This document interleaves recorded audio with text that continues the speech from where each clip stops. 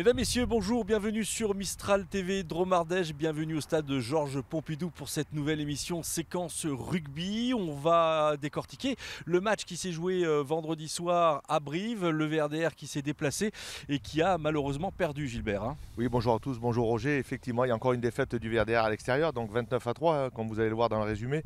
On espérait peut-être avoir accroché peut-être un point, un bonus défensif. On y a cru, puisque le Brive a pu faire le trou seulement en fin de partie, a pu concrétiser cette nette domination. Derrière un carton rouge sur Julien Royer, là, que j'ai trouvé un petit peu dur, mais bon, a priori, beaucoup de fautes en mêlée. Donc c'est deuxième jaune et ça a été sanctionné par un carton rouge. Et puis derrière, les avants de Brivis, comme vous verrez dans le résumé, ont fait le boulot. Et derrière, Brive part avec un bonus offensif. Fabien Fortassin a fait le choix de titulariser des espoirs pour cette rencontre. Est-ce que ça n'a pas un petit peu déséquilibré finalement l'organisation de cette équipe, Gilbert ? Je pense pas à l'organisation, puisque ce sont des joueurs qui travaillent toute la semaine ensemble, qui s'entraînent ensemble. Donc aujourd'hui, ils connaissent toutes les combines et toutes les techniques au niveau du VRDR. Est-ce que le staff attend des joueurs ? Je pense aujourd'hui qu'il fallait donner du temps de jeu à ces jeunes. Donc Fabien Fortassin a choisi justement ce match. Il fallait mettre au repos les cartes, puisqu'il va arriver maintenant deux échéances extrêmement importantes pour le classement, puisqu'il va y avoir la réception de Dax vendredi au stade Georges Pompidou, et derrière le déplacement à Angoulême, où il faudra impérativement ramener des points. Bien, merci Gilbert. Si vous le voulez bien, on va regarder ce résumé et on va se retrouver tout de suite après, Gilbert. A tout de suite.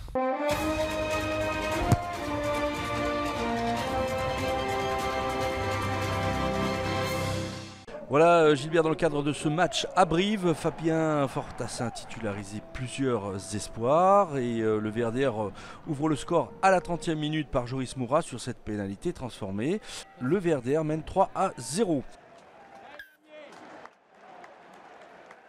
5 minutes plus tard, suite à un ballon perdu par l'alignement drômois, les brivistes inscrivent leur premier essai par holding. Oui, on voit les brivistes qui arrivent à gagner ce ballon sur la ligne drômois, et derrière ça ouvre immédiatement sur les extérieurs, et c'est le capitaine Holding qui casse le plaquage et qui va marquer entre les poteaux. Brive 7, VRDR 3.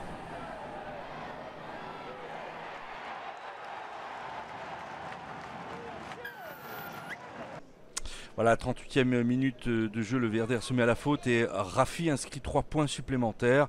Brive mène alors 10-3. Oui, 10-3, ce sera le score à la mi-temps.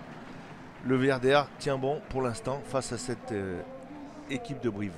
Voilà la 47e minute de jeu, suite à une énième faute en mêlée. Julien Royer prend un carton rouge, Gilbert.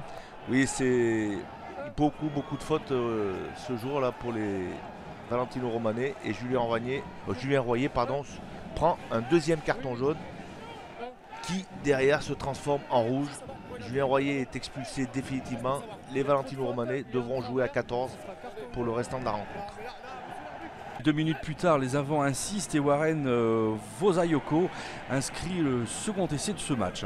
Oui, en supériorité numérique, les avants Brivis font le boulot et mettent à mal les Valentino Romanet et marque un nouvel essai, ce qui porte le score à 17-3 pour Brive.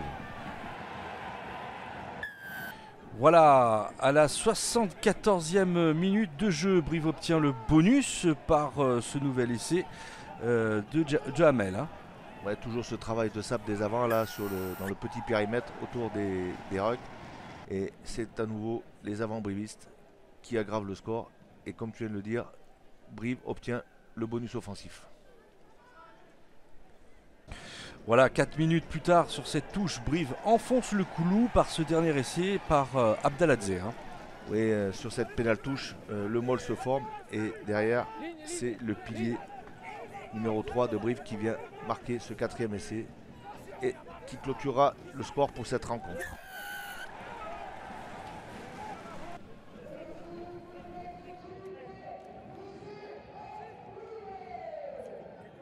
Voilà donc ce résumé de cette rencontre qui s'est jouée vendredi soir à Brive. Bon Gilbert, cette défaite ne fait pas l'affaire des Valentino Romanet, d'autant que Rouen et Angoulême ont gagné. Oui, et Rouen a gagné avec un bonus offensif. Donc Rouen refait tout doucement son retard, hein, en sachant que, comme je l'avais dit la semaine il y a 15 jours, qu'il restait 10 journées, donc 50 points distribués. Donc petit à petit, Rouen refait un peu son retard. Angoulême qui bat aussi, qui obtient une victoire donc importante pour eux, hein, pour justement s'écarter de cette zone de barragiste ou même cette zone de relégation. Il va falloir vraiment que le VRDR confirme les matchs à la maison. Donc c'est la réception de Dax, hein, le promu. Et on a vu que Dax était capable d'aller chercher des points à l'extérieur après la victoire à Grenoble et même plusieurs victoires à l'extérieur. Donc ça va être un gros challenge pour le VRDR. Il va falloir même tenter d'obtenir le bonus offensif contre Cédacois et la semaine suivante, le déplacement extrêmement important à Angoulême. Oui, alors voilà, il faudra aussi un petit peu ne pas trop se mettre à la faute comme on a pu le voir en tous les cas vendredi face à Brive. Ce carton rouge a fait du mal quand même à l'équipe qui s'est retrouvée à 14. Comment on peut expliquer finalement et à la fois cette indiscipline et en même temps ce carton rouge? On a une équipe qui a subi, mais qui a quand même tenu bon, hein, pendant pratiquement 70 minutes, hein, avant de céder sous les coups de butoir de cette équipe briviste, hein. Brive, on sait aussi que c'est une équipe qui descend de top 14, hein, et ils avaient une revanche ils étaient très revanchards contre le VRDA, puisqu'on se souvient la défaite de Brive à la maison 45-10. Ouais, donc effectivement un championnat qui va évidemment être palpitant, hein, pour le VRDR jusqu'à la fin de cette saison. Le maintien n'est pas encore assuré, Gilbert, hein. Non, loin de là, hein, le maintien n'est toujours pas assuré, hein. Il va falloir aller chercher des points à l'extérieur et je pense que c'est une opportunité d'aller à Angoulême. Enfin, il va falloir aller chercher ces points à Angoulême parce que derrière le championnat va être extrêmement difficile avec juste derrière Angoulême la réception de Nevers qui est un prétendant à la qualification. Avant ça, il y a vendredi prochain la réception de Dax, un match on ne peut plus important puisque les deux promus finalement se retrouvent ici à Georges Pompidou, hein. Ouais, sur un match capital pour les deux promus. Alors Dax a un peu à quelques points d'avance par rapport au VRDR, hein, sur le maintien, hein, et sur la place de barragisme, mais il va falloir, comme je viens de le dire, comme je l'ai dit tout à l'heure, il va falloir absolument obtenir un bonus offensif contre cette équipe de Dax et en espérant que les résultats des équipes qui luttent pour le maintien soient plutôt en faveur du VRDR, en sachant qu'on a un Biarritz-Montauban qui va peser. Gilbert, le RCAV donc a perdu la semaine dernière face à Auch.